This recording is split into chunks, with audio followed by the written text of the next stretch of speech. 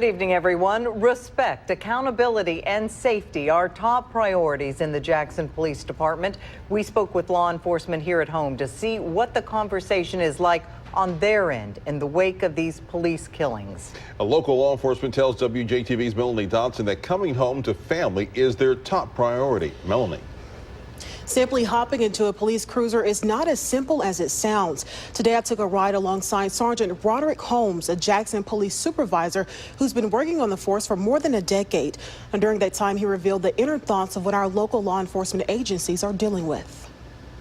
For that vehicle description is going to be a purple Chevy Cobalt. Sergeant Roderick Holmes is a husband and father whose daily prayer is to come home from a day's work. You can't predict what's going to happen and when it's going to happen, and there are people out there who unfortunately don't have law enforcement in their best interest. For families across the nation, their mourning goodbyes weigh a little heavier. We're here to service the public, and we're here to protect them from, all dangers, known and unknown, foreign and domestic. That's what we do.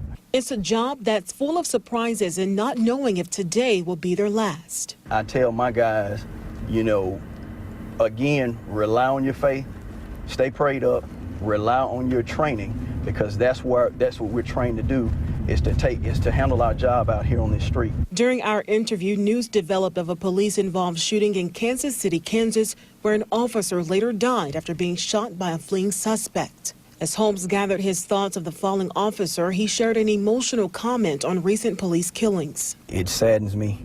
My heart goes out to that officer's family, as well as to all the officers who have lost their lives here recently. The Jackson native referred to his job as his passion, and that his goal is to leave the capital city better than when he came nearly 12 years ago. It may not happen tomorrow, it may not happen the week after next, but if you stay consistent with it and know that your heart is in the right place and you're doing the right thing, then you will see change, and you will see that you've made a difference out here on the streets of Jackson. Right now, his top concern for him and his team is getting back home safely so that they can continue to keep the citizens of Jackson safe tomorrow. At the end of the day, the bottom line is we're all going to go home to our families and our loved ones.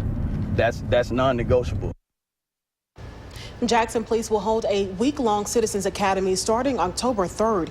It's designed to show you what our officers experience on a day-to-day basis. You can find all of those details on our website, WJTV.com. Melanie Dotson, WJTV 12.